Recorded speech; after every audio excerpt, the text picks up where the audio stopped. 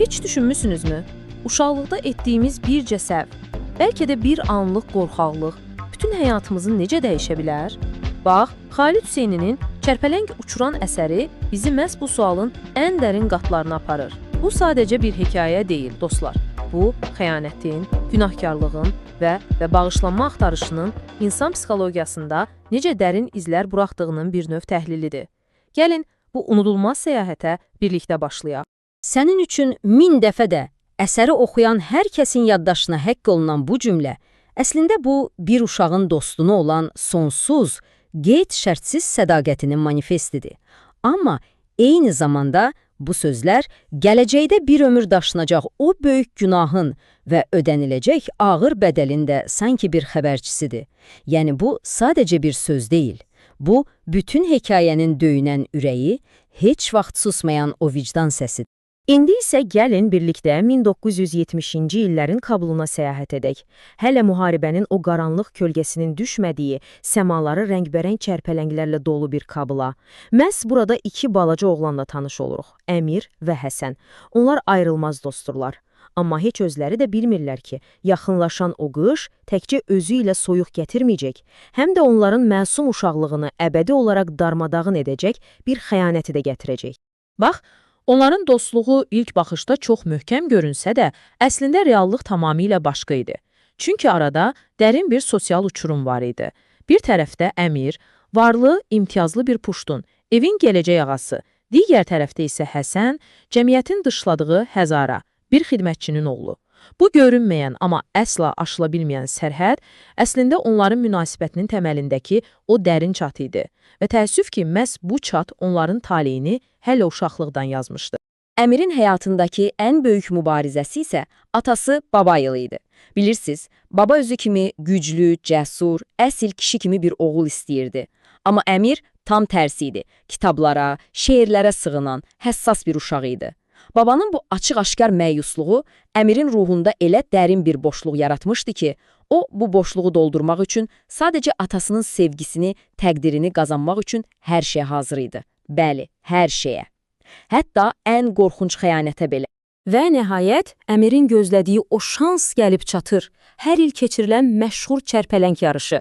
Amma aldanmayın, bu Əmir üçün sadəcə bir oyun deyildi. Qətiyyən, bu onun üçün atası babanın gözündəki o zəif uşaq obrazını silib, nəhayət bir qəhrəmana çevrilmək şansı idi. Onun sevgisini qazanmaq üçün yeganə bilet. Yəni bu, bir varlıq-yoxluq mübarizəsi idi. Həsən dostu Əmirin qələbəsini möhürləyəcək o son çərpələngin arxasından qaçır və qaranlıq, tozlu bir dalanda uşaqlıqlarının kabusuyla o sadist zorba Asəflə üz-üzə gəlir. Bax, o dalan, o an sadəcə bir dalan deyil artıq. O an məsumiyyətlə günahın, sarsılmaz sədaqətlə ən alçaq xəyanətin kəsişdiyi lənətli bir nöqtəyə çevrilir. Və Əmir hər şey görür, dostunun necə alçaldıldığını görür və heç nə etmir, sadəcə qaçır. Amma bu, ayaqları ilə qaçmaq deyil sadəcə. Bu, vicdanından, məsuliyyətindən, insanlığından bir qaçışdır. Bütün gələcək həyatını zəhərləyəcək, ruhunda heç vaxt sağalmayacaq bir yara açacaq o böyük qaçış. Məhz o an Əmirin ömürlük travması doğulur. Yaxşı, bəs bu xəyanətdən sonra nə oldu? O günah toxumları Əmirin ruhunda necə böyüyüb, bütün həyatını zəhərlədi? Gəlin indi baxaq o qaranlıq kölgənin Kabuldan Amerikaya, qitələr aşaraq Əmirin necə təqib etdiyinə. Bax, bu zaman xətti bizə çox acı bir həqiqəti göstərir. Məkandan qaçmaqla vicdandan qaça bilmirsən. Əmir Kabulu tərk etdi, Əfqanistandan qaçdı, Amerikada yeni bir həyat qurdu. Amma o dalanın xatirəsi onunla birlikdə gəldi. Nə evriliyi, nə də uğurlu karyerası, heç biri o günahın kölgəsini onun üstündən çəkə bilmədi. İllər keçir. Əmir artıq keçmişi çox geridə qoyduğunu, hər şeyi unutduğunu düşünür. Amma bir gün, bircə telefon zəngi hər şeyi alt-üst edir. Bu zəng, onun üçün keçmişin bütün kabusları ilə yenidən üzləşmək və bəlkə də çox kiçik bir ehtimalla da olsa, xilas olmaq üçün bir şansdır. Və beləcə romanın əsas sualı ortaya çıxır. Görəsən, 20 il sükut, minlərlə kilometr məsafə bir günahı yox edə bilərmi? Bağışlanmaq, kəffarəni ödəmək həqiqətən mümkündürmü? Bax, Əmirin qarşısında duran bu təhlükəli səyahət məhz bu sualların cavabını tapmaq üçündür. Yenə də yaxşı olmaq imkanı var. Telefonun o biri ucundan gələn bu cümlə sanki bir sehir kimidir. Əmirin illər boyu öz ətrafını hördüyü o qalın divarları bir anda darmadağın edir. Bu sözlər onu Amerikadakı rahat, amma vicdan əzabı ilə dolu həyatından qoparıb, birbaşa öz ağrısının, öz günahının mənbəyinə, Talibanın idarə etdiyi Əfqanistana çağırır. Bu, kəffarəyə bir dəvətdir, qaçılmaz bir dəvət. Amma Əmirin geri döndüyü Kabul, onun xatirələrində yaşayan o şəhər deyil. Heç əlaqəsi yoxdur. Bu, xarabalığa çevrilmiş, qorxunun, zorakılığın küçələrdə hökm sürdüyü bir məkandır. Və Əmir bu dağıntıların arasında təkcə ölkəsinin faciəsi ilə yox, həm də öz ailəsinin dərinlərdə bastırılmış sarsıdıcı sirləri ilə üzləşməli olacaq. Baxın, bu iki fərqli Kabul mənzərəsinə. Aradakı fərq sadəcə bir şəhərin yox, bütün bir ölkənin və elə Əmirin öz ruhunun faciəsini gözlər önünə sərir. Onun yaddaşındakı o rəngərəng, həyat dolu Kabul, Talibanın qurduğu boz, qorxu dolu bir cəhənnəmə çevrilib. Və bu mənzərə Əmirin başladığı bu kəffarə yolunun nə qədər çətin və ağrılı olacağının elə ilk siqnalıdır. Və Əfqanistanda bütün bu xarabalıqların ortasında onu şoka salan bir həqiqət gözləyir. Həsən. Həsən sadəcə onun dostu, sadəcə xidmətçinin oğlu değildi. Həsən, onun atası babanın gizli oğluydu, yəni onun qardaşıydı. Bu kəşf Əmrin onsuz da ağır olan günah yükünü bir anda qat-qat artırır. Artıq bu dosta xəyanət deyil, bu qardaşa xəyanətdir. Amma dəhşətli xəbərlər bununla bitmir. O öyrənir ki, Həsən və arvadı Taliban tərəfindən edam edilib. Onların oğlu Söhrab isə kimsəsiz qalıb. Bax, məhz bu an Əmirin o mücərrəd kəffarə axtarışı çox konkret, çox real bir missiyaya çevrilir. Nəyin bahasına olursa olsun, qardaşının oğlunu tapıb xilas etmək. Artıq bu sadəcə keçmişlə bir hesablaşma deyil, bu gələcəyi xilas etmək üçün bir mübarizədir. Və beləliklə hekayə öz kulminasiya nöqtəsinə, ən gərgin anına gəlib çatır. İndi Əmirin kəffarəsi ondan bir şey tələb edir.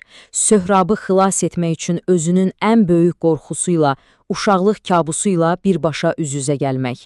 Nəhayət, Əmir Söhrabı tapır, amma Söhrab illər əvvəlki o qaranlıq dalanın xatirəsini yenidən canlandıran bir kabusun əlindədir. Asəfin. Bəli, həmin Asəf. Uşaqlıqlarının zalım zorbası indi güclü, qəddar bir Taliban məmuruna çevrilib. Bu an sadəcə iki nəfərin qarşı durması deyil.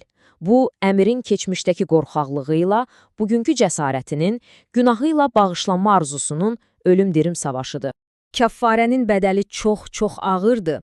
Əmir nəhayət Asəflə üz-üzə gəlir və qaçmır. İllər öncə Həsənin yaşadığı o dəhşəti, o cəzanı bu dəfə könüllü olaraq özü qəbul edir, amansızcasına döyülür. Bu, onun bədəninin, ruhunun günahları üçün ödədiyi bir bədəldir. Amma taleyin ironiyasına baxın ki, onu ölümdən xilas edən, eyni ilə atası kimi cəsur olan Söhrabın sapandından atdığı daş olur. Sanki Həsənin ruhu oğlunun bədənində yenidən canlanır. Ancaq zorakılıq zənciri qırılmır və bu dəfə Söhrab özü də dərin bir travmanın qurbanına çevrilir. Söhrabı fiziki cəhətdən o cəhənnəmdən xilas etmək əslində mübarizənin sadəcə ilk mərhələsi idi. Əsl çətinlik isə indi başlayır. O balaca uşağın ruhunda açılan dərin, qorxunc yaraları sağaltmaq. Amerikadakı yeni həyatlarını dərin bir sükut bürüyür. Söhrab danışmır. Yaşadığı travma onu səssizliyə məhkum edib. Və Söhrabın bu səssizliyi əslində Əmirin vicdanında hər gün, hər an əks-səda verən o illər əvvəlki xəyanətin səsidir.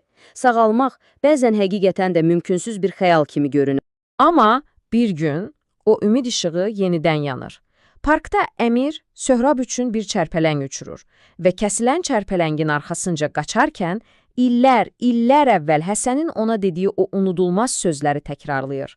Sənin üçün 1000 dəfədə. Bax, bu hekayənin möhtəşəm finalıdır. Tarix təkrarlanır, amma bu dəfə rollar dəyişib. Bu an Əmir nəhayət ki Həsənə çevrilir. Artıq qaçan deyil, qoruyan olur. Və o an Söhrabın üzündə çox zəif, çox kövrək bir təbəssüm yaranır.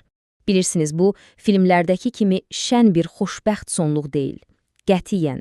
Bu daha real, daha dəyərli bir şeydir. Bu, sağalmağın mümkün olduğuna dair kiçicik amma çox güclü bir ümid işığıdır, bir başlanğıcdır. Və beləcə, çərpələng uçuran bizi son bir sualla baş-başa qoyur. Bircə fədakarlıq, Bircə doğru addım bir ömür boyu daşınan günah yükünü tamamilə yox edə bilərmi? Əsər bizə hazır cavablar vermir. Əksinə, onu göstərir ki, kəffarə bir anlıq bir hadisə deyil. Bu, ömür boyu davam edən, ağrılı, amma bir o qədər də zəruri olan bir səyahətdir. Və bəlkə də əsl sağalma heç vaxt tam olaraq bitmir, sadəcə davam edir.